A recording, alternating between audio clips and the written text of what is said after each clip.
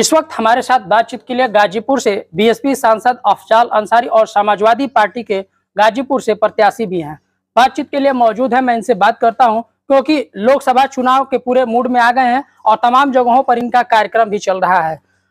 2024 लोकसभा चुनाव के लिए आप गाजीपुर से समाजवादी पार्टी के प्रत्याशी हैं और तमाम जगहों पर जनसभा को संबोधित भी कर रहे हैं और कार्यकर्ताओं को एकजुट भी कर रहे हैं। पूर्वांचल की राजनीति में एक चाणक्य के तौर पर अफजाल अंसारी को देखा जाता है और भविष्यवाणी बड़ी तगड़े करते हैं। इस बार अफजाल अंसारी का भविष्यवाणी क्या कहती है? देखिए, देश के पैमाने पर अगर पूछा जाए तो नरेंद्र मोदी की सरकार का पतन निश्चित है। उत्तर प्रदेश के पैमाने पे अगर आप पूछ रहे हैं तो मेरा मानना है कि बाकी लिस्टें भी आ लेने दीजिए। अभी जो लिस्ट आई है इसमें आधे से अधिक कैंडिडेट हार जाएंगे ये चुनाव, और जो बची हुई है सूची उसके बारे में आप जो आकलन करिए। लोग आकलन कर रहे हैं कि जिन सीटों पे धड़कन बढ़ी हुई है उनको अभी रोक के चल रहे हैं लोग, तो लाएंगे, उस पे भी लाना ही है। 80 सीटें आ जाए तो पूछ लीजिएगा। भविष्यवाणी, मैं भविष्यवक्ता नहीं हूं, लेकिन धरातल की जो सच्चाई है इसको आम आदमी भी जान गया है। डर रहे हैं लोग कि भाई अभी सूचियों नहीं खे फाइनल, अभी इहो नहीं खे तय भइल कि कौना सहयोगी दल के भाजपा कौन सीट और कितनी सीट देगी। अब अहिए से अब की बारी 400 पार। तो क्या बात है, क्यों ऐसा कहा जा रहा? क्यों कहा जा रहा कि उत्तर प्रदेश में 80 में 80? इतनी बड़ी पार्टी के लोग और एकदम दमदारी से चापे हुए हैं, तो लोगों को एक अनजाना सा भय सता रहा कि लगता है कि ये ईवीएम मशीन में कुछ बेईमानी करेंगे। जब तक अभी प्रत्याशी का अपन नाम निखल लोग बता पावत और जीत जाई, ई पहले ही गिन लेते हुआ लोग। न अभी प्रत्याशी पर्चा भर ले बा, न वोट पड़ल बा, न गणना भइल बा, लेकिन ये 80 सीट जीत गए बा। तब कहेंगे कि हमारा ऐसी तैयारी है। तो क्या तैयारी है? हम तो गांव में जा रहे हैं, लोग बता रहे हैं कि साहब सरकारी अधिकारी कर्मचारी आयल रहो लोग, आ गांव भर के प्रधान जी बटोरना 25-50 हजार रुपया खर्चा भइल, आ सबके कहना लोग कि खड़ा होकर संकल्प ल जा कि मोदी जी के वोट दिया।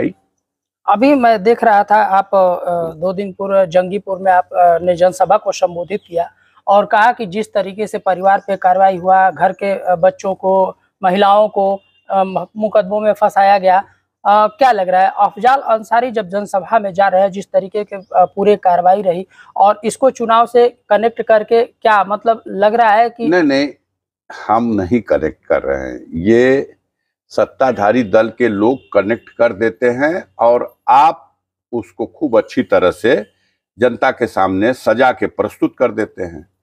आपने ही नाम रख दिया बुलडोजर बाबा। किसी को क्या कहना है और ना कहना है। आप उस कार्रवाई को जायज ठहरा देते हैं जो कानून के विपरीत की जा रही, किसी के साथ भी, हमारे नहीं किसी के साथ भी। हमारे देश में कानून का राज्य है। आप बताइए, किसी के ऊपर कोई आरोप लगे, उस आरोप की आप जांच तो कर सकते हैं। ये सरकार की मशीनरी ये उसकी विवेचना करेगी, साक्ष्य संकलित करेगी और अपनी चार्जशीट न्यायालय में दे देगी। न्यायालय को यह अधिकार प्राप्त है कि वो उस चार्जशीट में दिए गए सबूतों का परीक्षण करे और अगर आरोप साबित होता है तो आरोपी को जो उचित सजा वो अपने समझ से वो दे सकती है, या आरोप साबित नहीं हुआ तो उसे बरी कर सकती है। लेकिन यह अधिकार न्यायालय को था, यह अधिकार छीन लिया गया है उत्तर प्रदेश में और कहीं कहीं देखने को मिल रहा है राष्ट्रीय पैमाने पे। अब जो एजेंसी आरोप लगाती है वही एजेंसी जांच भी करती है, वही एजेंसी सजा भी दे देती है। अब किसी न्यायालय की जरूरत ही नहीं, नामो निशान मिटा दिया जाता है। तो ये न्यायपालिका, देश की जो स्वतंत्र न्यायपालिका है, कहीं ना कहीं उसके अधिकारों के उस पर कुठाराघात है। संज्ञान लेना चाहिए न्यायपालिकाओं को, और कई मामलों में लिया भी जा रहा। लेकिन सरकार में बैठे हुए लोग जब बेहयाई पे आमादा हो जाते हैं, तो वो स्थिति आज उत्तर प्रदेश में पैदा हो चुकी है। मैं अपनी बात नहीं करता, मैं तो कह रहा हूं कि जब अन्याय और अत्याचार के विरुद्ध जो व्यवस्था के माध्यम से किया जा रहा, तो उस व्यवस्था को बदलने के लिए जब संघर्ष हुए, तो संघर्ष करने वाले जो आगे थे उनको परिणाम भी भुगतना पड़ा। अगर राजगुरु, सुखदेव, भगत सिंह, अशफाक उल्लाह, बिस्मिल, चंद्रशेखर आजाद सरीखे लोग ये डर जाते कि हम अंग्रेजी शासन के विरुद्ध जो बगावत कर रहे हैं, इसका परिणाम मुझे अपनी जान गंवानी पड़ेगी, तो क्या देश आजाद हो पाता? वो ये सोच के संघर्ष में कूदे कि हम रहें या न रहें, लेकिन हमारी नस्लें आजाद भारत देखें। आज उनकी आत्मा जहां भी है, उसे संतुष्टि है कि जिस भारत की आजादी के लिए हमने कुर्बानी दे दी, वो भारत आज आजाद है। लेकिन वहीं उन्हें ये मायूसी भी है कि जिस आजादी की कल्पना किया था उन्होंने, आज भी वो आजादी भारत में अधिकांश गरीब, कमजोर, दबे कुचले, पिछड़े इनको नहीं मिली। सत्ता पर जिन लोगों का कब्जा है, वो लोग अंग्रेजों से भी बढ़कर तानाशाही का रवैया अपना रहे हैं, संविधान को दरकिनार कर चुके हैं, और ऐसी स्थिति में फिर एक क्रांति की आवश्यकता है। क्रांति की आप बात कर रहे हैं तो हमें वो बातें याद आ रही है। पिछली बार जब आपको सजा नहीं हुई थी, उस वक्त मैंने इंटरव्यू किया था, उस समय एक आपने हमसे बातचीत में बताया था कि अगस्त क्रांति आने वाला है। लेकिन अगस्त क्रांति की बात की जाए तो 5 राज्यों में विधानसभा चुनाव हुआ और 5 राज्यों में 3 जगहों पर बीजेपी ने प्रचंड बहुमत से जीत दर्ज किया। आप सुने, जो जिन राज्यों में ये मुकाबले हुए हैं, ये सभी वो राज्य हैं जहां कांग्रेस पार्टी के साथ उनका मुकाबला हुआ। हाल फिलहाल में हिमाचल प्रदेश में चुनाव हुए, भाजपा और कांग्रेस के बीच में लड़ाई हुई। हिमाचल प्रदेश की जनता ने, जहां भारतीय जनता पार्टी के राष्ट्रीय अध्यक्ष हैं जेपी नड्डा साहब, वहीं के निवासी हैं, और वो देश से कांग्रेस विहीन भारत बनाने की बात कर रहे थे, और उनके प्रदेश की जनता ने भाजपा विहीन हिमाचल बना दिया।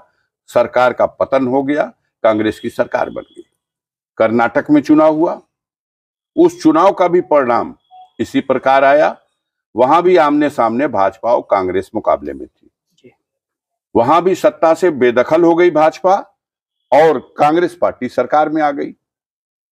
इसके बाद के जो चुनाव आप जिक्र कर रहे हैं, तो आप उसमें नहीं गिनेंगे कि तेलंगाना में भी चुनाव हुआ, और तेलंगाना के चुनाव में भी भारतीय जनता पार्टी की औकात सिमट गई, और क्षेत्रीय दल से मुकाबला होते हुए भी उस पर हावी हुई कांग्रेस, और तेलंगाना में भी कांग्रेस की सरकार बन गई। अब आ जाइए राजस्थान का, तो राजस्थान में जरूर गहलोत जी की सरकार थी, कांग्रेस पार्टी की सरकार थी, वहां बदलाव हुआ। लेकिन आप देखें मतों का अंतर, 39% वोट मिला है कांग्रेस पार्टी को, और 41% वोट मिला है भारतीय जनता पार्टी को। 2% के अंतर से भाजपा वहां सरकार बनाने में सफल हुई।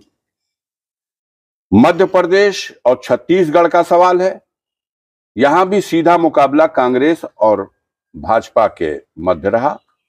अफसोस की बात यह थी कि इंडिया गठबंधन अस्तित्व में आ चुका था, और इंडिया गठबंधन चाहता था, इंडिया गठबंधन के घटक दल चाहते थे कि कांग्रेस पार्टी के लोग दरिया दिली दिखाएं और मध्य प्रदेश, छत्तीसगढ़, राजस्थान में भी जो वहां पर आपकी औकात में दूसरे छोटे दल हैं, आपकी औकात बड़ी है, आप लड़िए, लेकिन कुछ छोटे दलों को भी एडजस्ट करके लड़िए तो वोटों का विभाजन नहीं होगा।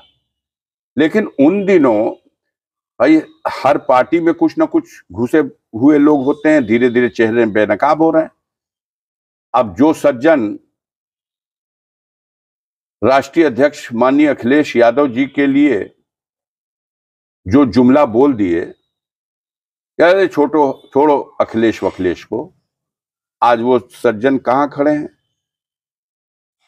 तो कांग्रेस में भी घुस के बहुत से ऐसे लोग बैठे हैं जो खुद को कांग्रेसी डिक्लेयर तो करे हैं, लेकिन कब वक्त पे आएगा तो पलट के फिर भारतीय जनता पार्टी के कतार में खड़े हो जाएंगे, कुछ कहा नहीं जा सकता। अच्छा, ऐसी स्थिति में इन तीनों राज्यों में भाजपा तो सरकार बना ली, लेकिन अगर आप आएंगे यहाँ कि अब इसका मतलब कि बड़ी तरक्की हो गई, तो मैं आपको समझा दूं, क्योंकि आप इसी को आधा सत्य पकड़ के फिर जनता को पैगाम देंगे। तो आपको याद होना चाहिए, राजस्थान में 25 लोकसभा की सीट में 25 भाजपा के पास थी 2019 में, और अभी जो चुनाव हुआ है उसके परिणाम को उठा के देख लीजिए, 9 लोकसभा क्षेत्र ऐसे हैं जहां बीजेपी इस चुनाव में भी हारी है। और आने वाले दिनों में जो चुनाव लोकसभा का होगा, आप देखिएगा गठबंधन के दल भी अब इंडिया अस्तित्व में है और मजबूत स्थिति में है। कल बिहार की रैली ने यह साबित कर दिया कि जनता इंडिया गठबंधन के पक्ष में खड़ी है। जिसको नहीं दिखाई दिया है तो वो चश्मा लगवा ले, अपना नंबर बदलवा ले बिहार के गांधी मैदान के दृश्य को और जनता के उस जोशो खरोश को। क्रांति की मशाल बिहार ने जला दी उस रैली से। गठबंधन की बात हो रही है तो मैं थोड़ा सा उत्तर प्रदेश की बात कर लेता हूं। अखिलेश यादव के साथ बहुत पुराने साथी आरएलडी के रहे, वो भी साथ छोड़ दिए। तमाम जगहों पर जो अभी राज्यसभा का चुनाव बीता है उसमें भी आपने देखा कि कितने लोगों ने क्रॉस वोटिंग किया। एक चीज में माहिर है भारतीय जनता पार्टी, विश्व की सबसे 1 नंबर की पार्टी है बेईमानी करने में, दूसरे दलों को, विधायकों को तोड़ने में, चुनी हुई सरकार को गिराने में, टिकड़म करके दूसरे वोटों को हासिल करके सरकार बनाने में, और राज्यसभा हो या विधान परिषद हो, वोटों की खरीद फरोख्त में। लेकिन ये सब हमारे कानून सम्मत अधिकार नहीं है। सत्ता में है तो इसका दुरुपयोग कर रहे हैं, लेकिन ये नहीं होना चाहिए, नैतिकता के नाते नहीं किया जाना चाहिए। आपने ऐसा करके 1 सीट तो बढ़ा ली, 8 सीट तो आप ऐसे ही 7 सीट जीत रहे थे, 1 सीट बढ़ा के 8 हो गए, लेकिन पूरे प्रदेश की जनता की निगाह में आप गिरे। सपा 3 सीट जीत सकती थी, 2 जीत गई। ऐसा थोड़ी है कि आपने शून्य कर दिया। अभी विधान परिषद का भी चुनाव होगा, कमोबेश इस तरह की कोशिश की जाएगी। ईमान आज की डेट में किन परिस्थितियों में बिकता है ये सब आप देख रहे हैं। लेकिन कुछ सपा के विधायक जो बागी हुए थे, जैसे मनीष पांडे की चर्चा करेंगे, उन्होंने कहा कि राम के नाम पर हमको रोका गया। और नहीं, राम के नाम पर ही की बात नहीं है, दर्द है पीडीए का। माननीय अखिलेश यादव जी आरक्षण की बात करने लगे, माननीय अखिलेश यादव जी पीडीए पे फोकस करने लगे, माननीय अखिलेश यादव जी जातिगत जनगणना की बात करने लगे, और माननीय अखिलेश यादव जी सत्ता के दुरुपयोग उसकी बात करने लगे। तो कहा हमने कि कांग्रेस में भी हर तरह के एजेंट मौजूद हैं, तो समाजवादी पार्टी में भी अफसोस है कि ऐसे एजेंट मौजूद ही नहीं है, ऊंचे मुकाम तक पहुंचे हुए हैं। धीरे धीरे एक दिन उनके चेहरे से निकाब हटता है, जनता के बीच में उनको भी जाना है, हिसाब किताब देंगे। वो अपनी वाली तो कर लिए, लेकिन एक दिन आएगा जब जनता भी अपनी वाली करेगी। बीजेपी उत्तर प्रदेश में 80 की 80 सीटें जीतने की दावा कर रही है। अफजाल अंसारी का भविष्यवाणी कितने सीटों पे है? नहीं, हमने तो बता दिया कि अभी इन लोगों ने 51 की सूची जो दी है उसमें आधे से अधिक हार रहे हैं। अब जो बची सूची है आ जान दीजिए तो पूरी गिनती बता दे रहे हैं। ये एक सहारे जी रहे हैं, एक बात के लिए सिर्फ सारी ताकत भाजपा की लगी हुई है कि आदरणीय कुमारी बहन जी जो बहुजन समाज पार्टी की सुप्रीमो हैं, उनको किसी तरह से विवश किया जाए कि वो चुनाव में जो गठबंधन बना है इंडिया उसके साथ न खड़ी हो। एक सारी ताकत लगी हुई है। वो डर रहे हैं कि अगर आदरणीय कुमारी बहन मायावती जी भी उस गठबंधन का हिस्सा बनेगी तो उनकी पार्टी भी जो पिछले गठबंधन के चुनाव में 10 सीट जीत गई थी, इस बार भारतीय जनता पार्टी की हवा खराब है, हो सकता है वो 10 से भी ज्यादा सीटें जीत जाए। यानी कि बात सुनिए, पूरी बात सुनिए, बीच में काटिए नहीं। उनका प्रयास है कि बहन जी को अलग थलग किया जाए। सबसे ज्यादा घबराहट और सबसे ज्यादा उनका नफरत बाबा साहब भीमराव अंबेडकर के अनुयायियों के प्रति, संविधान के प्रति और उनके रास्ते पे चलने वालों के प्रति है। मिटा नहीं सकते थे बहुजन समाज पार्टी को उत्तर प्रदेश में, भारतीय जनता पार्टी के लोग नहीं मिटा सकते थे।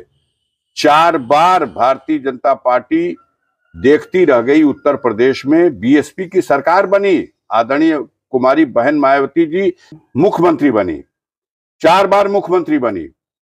लेकिन अब उन्होंने जो रणनीति अपनी बदली है वो खुद नहीं मिटा सके, तो अब चाहते हैं कि नेतृत्व को ही विवश कर दो कि वो अपनी पार्टी के अस्तित्व को मिटा ले। और ये प्रयोग उन्होंने 2022 के चुनाव में किया और बहन जी से कहा कि आप अलग लड़ो, और विवश कर दिया अलग लड़ने के लिए। और बहन जी ने कहा कि मैं किसी के साथ गठबंधन नहीं करूंगी, अलग लड़ूंगी। तो मेरे पास सुनिए, उन्होंने यही वक्तव्य दिया कि अलग लड़ूंगी, किसी से गठबंधन नहीं करूंगी, हमारे कैडर हैं, हम बूथ बूथ तक तैयार हैं। अलग लड़े 403 विधानसभा, जनता ने परिणाम दे दिया, एक विधानसभा सीट रसड़ा की जीत सके। जो बहुजन समाज पार्टी सारी ताकत लगा करके विरोधी दल नुकसान नहीं पहुंचा सकते थे, वो गलत फैसले से, बीजेपी के दबाव में लिए गए फैसले से आज उत्तर प्रदेश में जहां 4 बार सरकार बनी हो वहां 1 एमएलए हो, यह उपलब्धि है। आज वही हथियार फिर अपनाया गया है कि विवश कर दो बहन कुमारी मायावती को, बहुजन समाज पार्टी को, कि वो कहें कि विधानसभा की तरह हम लोकसभा का भी चुनाव अकेले लड़ेंगे, किसी गठबंधन में नहीं जाएंगे। अगर वो अकेले लड़ेंगी तो 2 काम होगा। एक काम होगा, बहुजन समाज पार्टी का अस्तित्व उत्तर प्रदेश से समाप्त हो जाएगा। जो 10 एमपी जीत के थे लोकसभा में, वो गठबंधन से थे, और जब अकेले लड़ेंगी तो शून्य हो जाएंगी। तो एक मकसद उनका पूरा।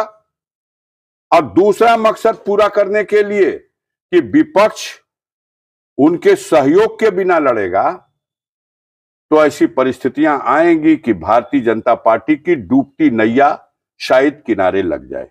इसलिए सारी रणनीति इस पर निर्भर करती है कि बहुजन समाज पार्टी को अकेले लड़ने पर विवश कर दिया जाए। अब इसके लिए तमाम हथकंडे अपनाए जा रहे हैं। वो हथकंडा अपनाया गया है। अब बहुजन समाज पार्टी के लीडर से यह भी कहा जाएगा कि आप उत्तर प्रदेश में ऐसे कैंडिडेट लड़ाओ जिससे इंडिया के गठबंधन को क्षति पहुंचे। जब अलग लड़ने के लिए विवश कर दिया जाएगा तो उतने पे थोड़े छोड़ा जाएगा। उसके बाद कैंडिडेट ऐसा लाइए, और किया है उन्होंने। गाजीपुर में विधानसभा के चुनाव में 7 सीटें हैं, 7 में 2 रिजर्व हैं, जो एससी के लिए रिजर्व हैं। बची 5 सीट, 5 सीट में 3 सीट पर बीएसपी से सबल कैंडिडेट आए, यही गाजीपुर में, जंगीपुर में, सदर में और मोहम्मदाबाद में। अब बच गई 2, तो दोनों विधानसभा से 2 मुस्लिम कैंडिडेट आए, जहूराबाद से और दिलदार नगर से। जो ये प्रयास था कि वोट डिवाइड हो, माइनॉरिटी का भी वोट डिवाइड हो जाए तो शायद भाजपा को सफलता मिल जाए। लेकिन अब वोटर भी तो चालाक हो गया, वोटर ने अपना फैसला दे दिया, भारतीय जनता पार्टी के खाते में शून्य। जिस बीएसपी की हम लोग चर्चा कर रहे हैं, इंडिया और एनडीए के लिए जरूरी या मजबूरी? पहले इंडिया के लिए और एनडीए के लिए दोनों को बीएसपी से मिलने का या बीएसपी के बारे में विचार करने का या बीएसपी से किस तरह से वो किया जाए, भारतीय जनता पार्टी में हिम्मत है कि वो बहुजन समाज पार्टी से कहे कि हम आपको सम्मानजनक उत्तर प्रदेश में 25 सीट 30 सीट देंगे, आप आइए हमारे साथ मिलकर चुनाव लड़िए? नहीं कर सकते, नहीं कर सकते, क्योंकि वो जानते हैं कि ये एक विचारधारा से लैस लोग हैं और आदरणीय बहन कुमारी मायावती जी बाबा साहब भीमराव अंबेडकर के उस मिशन को जो अधूरा है उसको पूरा करने का संकल्प लेकर चल रही हैं। अगर हमसे मिलकर लड़ेंगी, फायदा हमको भी होगा और फायदा उनको भी हो जाएगा। उम्मीदें हैं अभी? नहीं, उम्मीद पे तो दुनिया कायम है। हम समझते हैं सारे कैडर, हम भी बसपा में रहे हैं, बसपा के सिंबल से इस सीट से लड़े और जीते हैं, दर्द मेरे सीने में भी है। तो क्या अफजाल अंसारी इसके लिए पहल करेंगे कि? ना, हम उस स्थिति में रह कहां गए, हम उस स्थिति में नहीं रहे। लेकिन जो लोग हैं अंदर, वो सारे लोग ये चाहते हैं कि बीएसपी भी इंडिया गठबंधन का हिस्सा बने, सम्मानजनक सीटें उसको मिले। आदरणीय बहन कुमारी मायावती के लिए जब चुनाव के परिणाम आए और देश में नेतृत्व संभालने का विषय आए तो उनको भी चोटी पर वो अवसर प्रदान किया जाए। पूर्वांचल की राजनीति में एक अलग चर्चा हो रही है जब से समाजवादी पार्टी और कांग्रेस की गठबंधन हुई है, जिसमें कांग्रेस के प्रदेश अध्यक्ष अजय राय, आपके परिवार से जो भी है सब लोग जानते ही हैं, न्यायालय में मामला चला और आपके भाई मुख्तार अंसारी को सजा भी हुआ। चर्चा इस बात का भी एक दिन पूर्व अजय राय ने भी इस सवाल पे जवाब देने से बचते दिखाई दिए कि पत्रकारों ने पूछा कि क्या अफजाल अंसारी के साथ आप मंच साझा करेंगे, तो उन्होंने पार्टी पे छोड़ दिया कि जो पार्टी निर्णय लेगी उस पर अफजाल अंसारी, क्या लग रहा है कि अफजाल अंसारी उनके लिए वोट मांगेंगे या मंच पे आएंगे तो दोनों लोग एक दूसरे का समर्थन करेंगे? आप ही बताइए कि उन बिंदुओं पर जिस पर विपक्ष के लोगों को अपने दिल की घबराहट को कम करने के लिए एविल की टैबलेट लेनी पड़ती है, आप तो चैनल वाले हो, आपको कौन सी एविल की टैबलेट खाने की जरूरत है? चर्चा करना है तो गाजीपुर से नाम की चर्चा चल रही है ब्रजेश सिंह के, कि ब्रजेश सिंह भी गाजीपुर में कैंडिडेट हो सकते हैं। आप उनका नाम भूल जाएंगे, आप उनके नाम पर हमसे सवाल भी नहीं करेंगे। नहीं, कई बार किया गया है। नहीं किया गया है तो जो सवाल प्रसंग में हो उस पे करिए, जो सवाल प्रसंग में ही नहीं है उसकी सवाल क्या गुंजाइश कहाँ पैदा होती है? हम लोग बड़े छोटे स्तर पर, एक लोकसभा और एक जनपद, इसी स्तर पर राजनीति में केंद्रित हैं।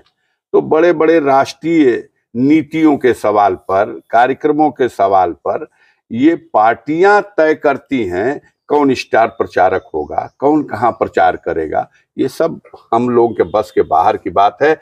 आप सवाल पूछिए, इसकी चिंता आपके दिल में है, इससे मैं अनुमान लगा सकता हूं कि विपक्षियों को घबराहट इस बात से भी है, तो वो इस बात को कह रहे हैं। चलिए, इस बार गाजीपुर में प्रत्याशी अभी हालांकि भाजपा का नहीं आया है, लेकिन सामने किसको प्रत्याशी मान के चल रहे हैं आप लोग बताइए, सरकारी प्रोग्रामों में किसको इंट्रोड्यूस कराया जा रहा है?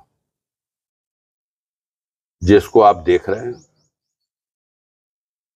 अयोध्या नरेश राजा दशरथ जी ने, उनके दिल का अरमान क्या था? उनके दिल का अरमान था कि हम अपने लाडले बेटे राम को अयोध्या की राजगद्दी सौंप दें। आप इतिहास उठा के पढ़ लीजिए, महाभारत की कथा पढ़िए, आप देखेंगे कि हस्तिनापुर नरेश धृतराष्ट्र का अरमान था कि वो अपने लाडले बेटे दुर्योधन को हस्तिनापुर की राजगद्दी सौंप दे, लेकिन जब विधि को कुछ और मंजूर होता है तो बाप का अरमान कहां पूरा हो सकता है। असली तो है विधि को क्या मंजूर है, और ऐसे चुनावों के मामले में तो विधि को भी वही मंजूर होता है जो कहा जाता है कि नर ही नारायण है। उर्दू में एक शेर है कि जुबाने खल्क को नक्कारे खुदा समझो। जो जनता की आवाज है, जो जनता की चाहत है, जो जनता की इच्छा है, उसके अनुसार ऊपर वाले की भी इच्छा उसी पर केंद्रित हो जाती है। तो हम समझते हैं कि जो विधि को मंजूर होगा उसके हिसाब से होगा। हमें अपना कर्म करना है, हम कर्म में विश्वास करने वाले लोग हैं। बातचीत के लिए धन्यवाद। धन्यवाद। तो ये हैं गाजीपुर से समाजवादी पार्टी के उम्मीदवार, गाजीपुर से बीएसपी के सांसद अफजाल अंसारी, जिनसे हमारी खास बातचीत हुई। अब चुनाव की तैयारी में अब यहाँ से निकलेंगे। अब अगला प्रत्याशी तय करेगा कि किस तरह के प्रत्याशी आते हैं, चुनाव का समीकरण क्या होगा, इस पर सब कुछ तय करता है। गाजीपुर से शशिकांत तिवारी।